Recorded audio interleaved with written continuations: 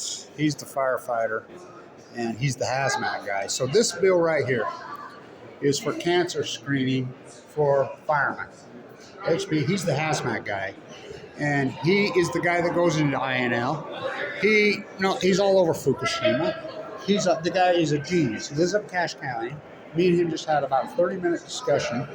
So he's the guy that does all the hazmat at Idaho National Lab, and he says he knows.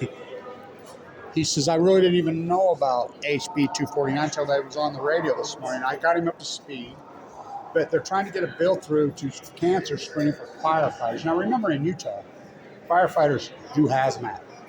So he just gave me a really long, good dissertation on some of the stuff he's had to show up to at Idaho National Lab, which is sponsoring the HB 249 bill. And he's all over it. He's an anti-nuclear, all firemen anti-nuclear. Now, we know what Governor Cox did to the firemen. We know what Governor Cox did to the school teachers. They broke their union, whatever, but they're trying to get this bill so that these firemen can get cancer screened. Now, my work, as you know, my first PhD I was working on was the children of the atomic veterans, which, here we go. So I proved that children of my dad, human lab rat, 7th generation Utah, Indian Baptist, died of leukemia. Then I did it. I proved that our incidence of leukemia is 16 times higher. His bloodlines, my nephew got neuroblastoma, the exact same thing he did. It perpetuates. He knows. So I got a new bill that will go on. It's third reading, HB 65, and it's going to go through. Now, here's the good news. I just had a conversation with 2 senators because he hooked me up with them. And that dude knows his shit. Firemen are different in Utah than per se in New York. He's part of the group that works on the hazmat situation in New York. He's part of the committee. The guy's a fierce anti-nuclear again. He's the top dog here at the Utah Firefighters. He's the guy.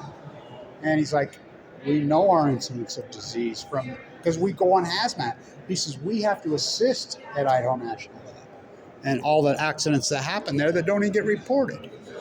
So this is important and got an ally, but here's the great news I just got from the senator. It looks like to me HB 249 is going to go down. Now it's still circled, and I just had a really great conversation with 2 of the really high-ranking senators. There's the so-called media. He's not going to report on 249. He says he thinks it's going to disappear. It's going to go poof. And here's why. He says they can't get any money. Now, they're going to try. It's Ann Miller's bill. Be a huge win.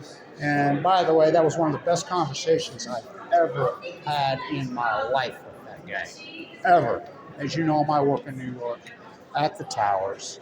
This guy is a walking, talking encyclopedia, born and raised in Utah, and he fights all day, every day for cancer victims, for firefighters. Now, cancer victims and firefighters, it's a big deal in Utah because the firefighters in Utah do hazmat. They get called on every nasty chemical. So this bill's for cancer screening for them, including leukemia. We had a conversation on God, I almost started to cry. That's him right there. He's a genius. So, and he says this nuclear thing's a nightmare. He says he didn't even know about it till this morning. He knows now, and I got him up to speed. He got me up to speed. The world is run by those who show up, right? So you like it? I like the old one better myself, but... So I think this is going to go down. Now, I'm hoping. I'm optimistic. Now turn around.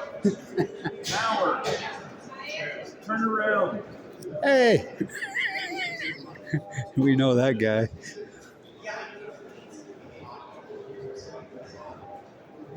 So I was wondering why there was no table. So this is the bill. It's at 11:30. He's going to speak. They don't let me in there. Now I got to tell this story because I'm here all day, every day. At lunchtime, I went over and I was outside for that rally, which was AstroTurf. I had nothing to do with that rally, but I went and tried to photobomb with my sign, as you know. So I always walk in. Everybody knows me. They stopped me this time. He says, "No, we saw you outside with that sign." I wasn't with that rally. I was photobombing that rally. I was on lunch break because they had a 2-hour break. between noon and 2, what they normally do here.